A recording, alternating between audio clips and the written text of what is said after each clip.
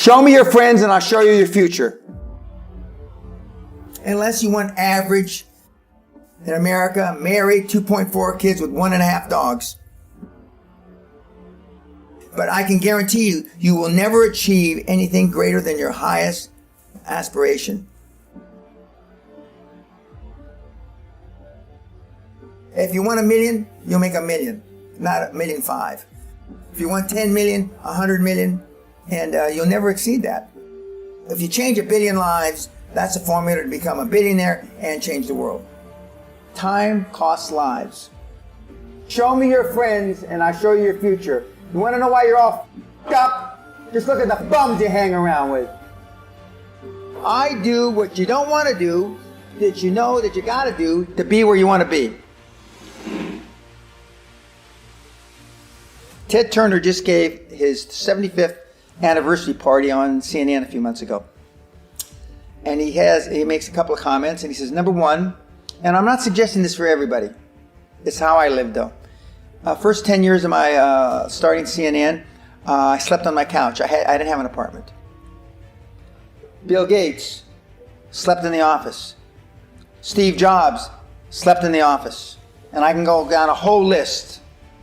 Now these are super successful, mega wealthy guys.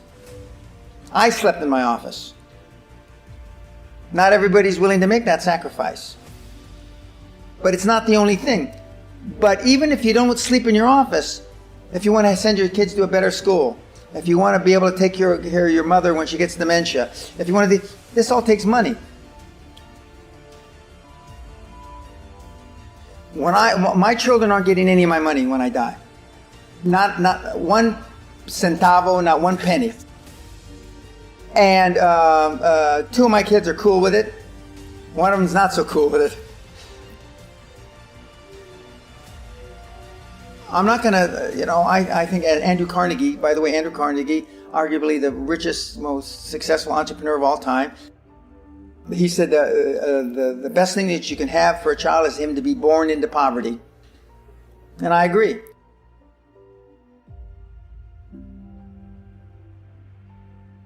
Lack of self-esteem, lack of self-worth. Now they think they have self-worth. They think because they made a few bucks. But in actuality, and when they measure it against the other 8, 10, 12 people sitting around the table, they realize, or they start to question, hell, maybe I was just lucky. Now, all of us, when you're only a one-trick guy or gal, think, was I lucky? Now, I've done it so many times, I know I wasn't lucky. I might have been lucky the first time, but I haven't been lucky the 15, 20, 40, 50. I know that. Okay. But maybe I was lucky the first time. But my life changed when I was pretty much a haphazard kid, got in a lot of trouble, got arrested 4 or 5 times, thrown in jail. And this is with my dad's a cop. But then I volunteered for the draft in 1966 at the height of the Vietnam War. And I went to OCS, and that changed my life because it was the really first real high performance thing that I could measure myself against with other people. 2/3 of all Fortune 500 CEOs have one thing in common: military background. Really? 2/3 of those 2/3 have something else: martial arts. What do you learn in martial arts, Brian? Discipline, focus. A lot of people don't believe they deserve to be there.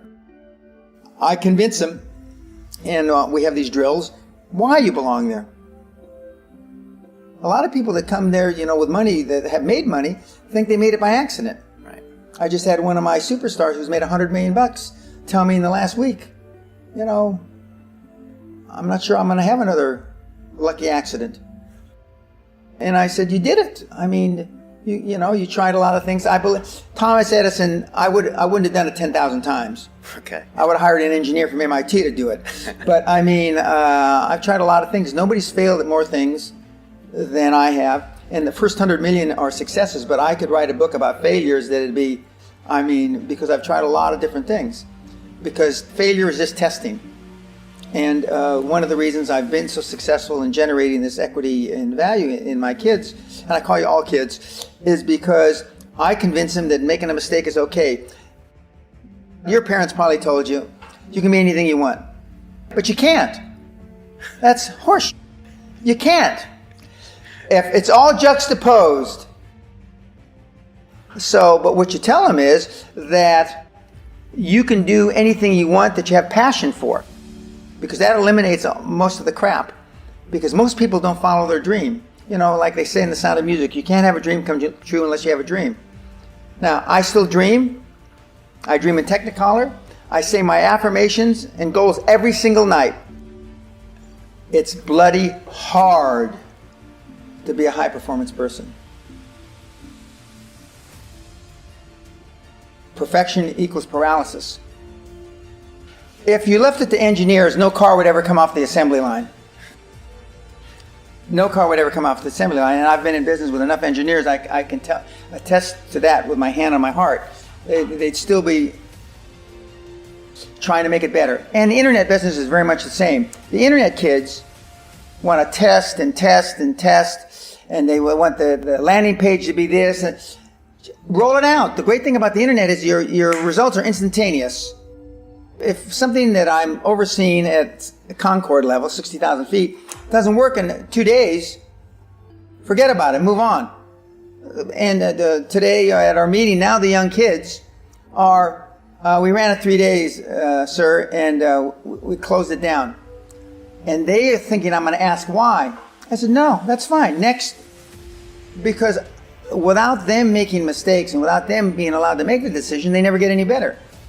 And in 95% of the time, I know probably better than they do. We're never going to be able to know everything or have them know everything unless they make some mistakes and get comfortable with making mistakes. What gets measured gets accomplished. Without measurement, you're just fooling yourself. Before I had any money, I used to go to the Rolls-Royce dealers and sit in the cars and smell the leather, touch the leather, okay? I went to $1 million houses, and my wife and I would walk through the house, and they'd say, when are your parents getting here, kids? No, we are the buyers. Practice within when you're without. Practice being successful. How many people listening to this today practice being successful today? Through affirmations, through going to the Rolls-Royce dealer, maybe Lamborghini, maybe something else. Right. In my particular case, it was Rolls-Royce. And within a year of me going to Rolls-Royce dealer, I had a Rolls. Okay? Within 19 months of me dreaming and adding it to my goals, a castle on an island, I own Guthrie Castle. 19 months. Okay. Go to stores you can't afford. Go hire lawyers you can't afford. Lawyers will meet with anybody. Accountants will meet with anybody. Go to the big four accountants with a business idea. The first couple of meetings are for free. Jettison probably a lot of the people you hang around with. If you have poor public speaking skills, join Toastmasters. Do these. If you went to a good school and you're not successful, go to the alumni deals. Okay? I didn't go to a good school. I'm a perfect living example that a lot of trouble as a kid, working class background, my parents, went to just a mediocre university that I flunked out of 3 times before I finally graduated with honors, but and had no money to begin with, $820. So it's all possible, but I devoted myself to feeling successful. I was wearing suits like this before I could afford them. Most people procrastinate because they're unsure, so just do it.